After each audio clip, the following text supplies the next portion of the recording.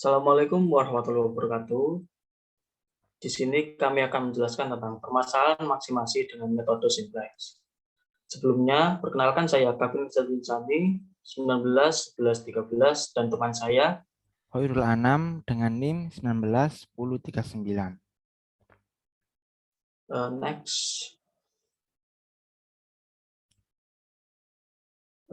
Kita akan ke contoh soal ya.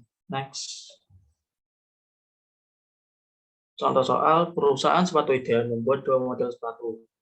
Model pertama merek A dengan sol dari karet, dan model kedua merek B dengan sol dari kulit. Untuk membuat sepatu-sepatu itu, perusahaan memiliki 3 macam mesin. Mesin pertama khusus membuat sol dari karet, mesin kedua khusus membuat sol dari kulit, dan mesin ketiga membuat bagian atas sepatu dan melakukan assembly bagian atas dengan sol. Setiap lusin sepatu merek A mula-mula dikerjakan mesin 1 selama 2 jam. Kemudian, tanpa melalui mesin 2, terus dikerjakan di mesin 3 selama 6 jam. Sedangkan untuk sepatu merek B tidak diproses di mesin 1, tetapi pertama kali dikerjakan di mesin 2 selama 3 jam. Kemudian di mesin 3 selama 5 jam. Jam kerja maksimum setiap hari untuk mesin 1 8 jam, mesin 2 15 jam, dan mesin 3 30 jam. Sumbangan terhadap laba untuk setiap lusin sepatu merek A sebesar 30.000, sedangkan untuk setiap lusin sepatu merek B sebesar 50.000. Berapa lusin sebaiknya sepatu merek A dan merek B yang dibuat agar bisa memaksimumkan laba? Next. Di sini kita akan menggunakan bentuk kanonik dan bentuk standar. Next. Untuk bentuk kanoniknya, X1 sama dengan banyaknya sepatu merek A, X2 sama dengan banyaknya sepatu merek B. Fungsi tujuannya maksimumkan Z sama dengan 30.000 X1 dan 50.000 X2. Dengan batasan 1, 2X lebih kecil sama dengan 8, 2, 3X2 lebih kecil sama dengan 15, dan ketiga 6X1 plus 5X2 lebih kecil sama dengan 30. Untuk batasan non-negatifnya X1, X2 lebih besar sama dengan 0. Next.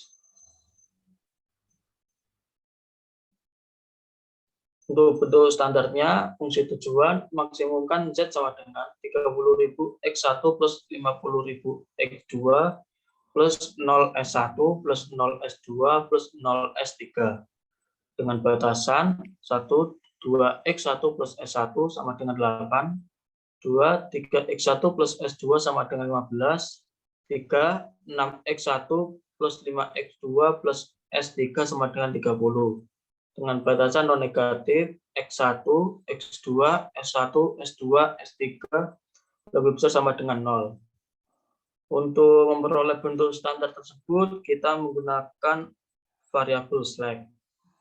Variabel slack adalah variabel yang ditambahkan ke model matematik kendala untuk mengkonfirmasikan persamaan lebih kecil sama dengan menjadi persamaan sama dengan. Penambahan variabel ini terjadi pada tahap inisialisasi.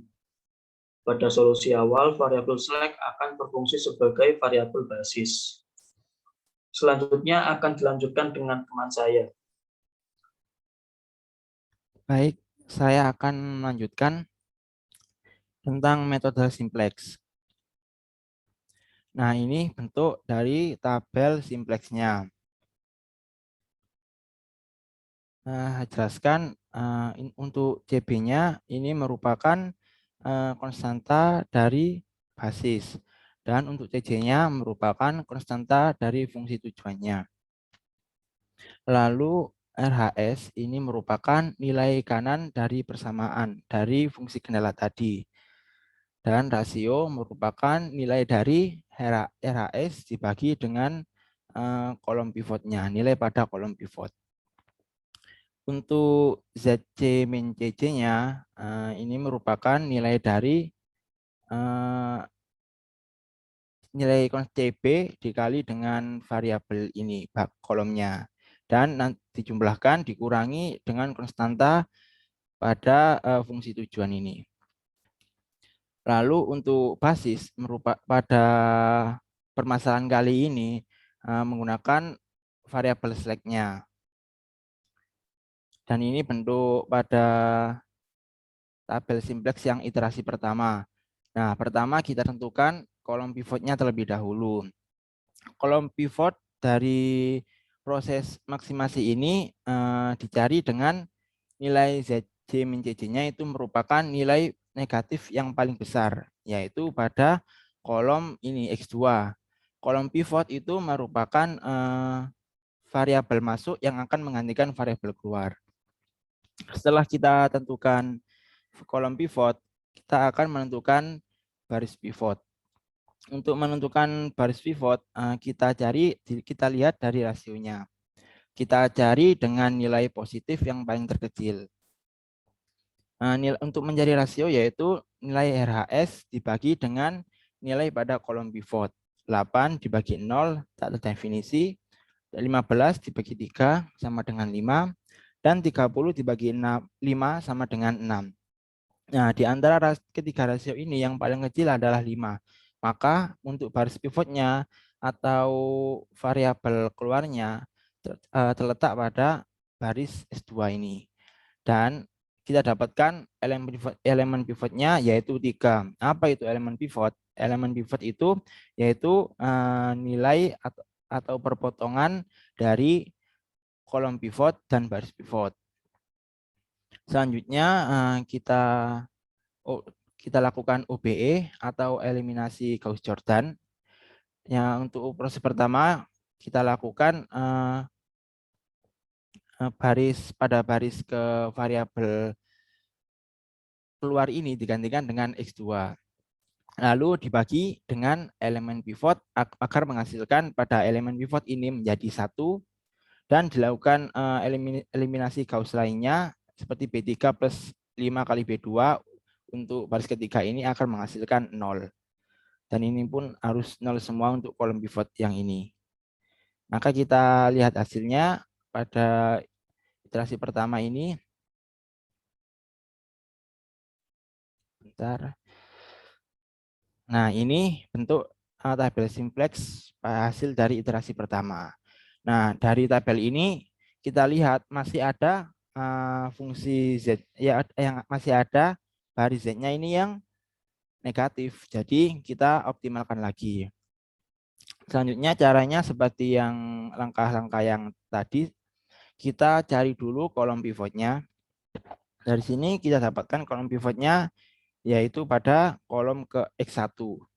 Selanjutnya kita cari baris pivotnya dengan membagi RHS dengan melihat rasionya. Untuk mencari nilai rasio dari RHS dibagi dengan kolom pivot. 8 dibagi 2 sama dengan 4, 5 dibagi 0 sama dengan tak terdefinisi, dan 5 dibagi 6 sama dengan 5/6. Dan kita dapatkan baris pivotnya adalah atau variabel keluarnya pada baris S3. Nanti pada basis S3 ini diganti dengan basis X1. Selanjutnya kita akan optimalkan dengan melakukan OBE atau eliminasi Gauss-Jordan. Dengan yang pasti langkah awal sama seperti tadi dengan membagi baris pada baris pivot dengan elemen pivotnya agar menghasilkan bilangan 1, dan untuk OBE yang lainnya dilakukan agar pada kolom pivot ini selain elemen pivot ini menghasilkan bilangan 0. Dari iterasi kedua tadi kita dapatkan tabel simplex seperti ini yang sudah optimal dengan ZJ min CJ-nya tidak ada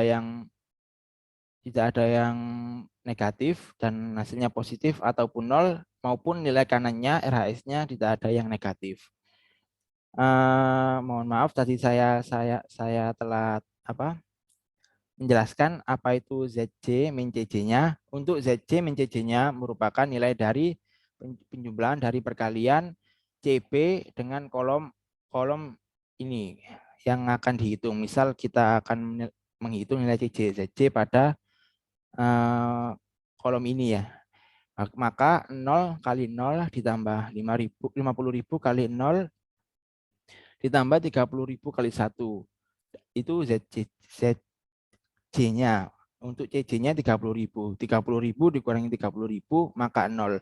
Begitupun seterusnya untuk yang lain juga.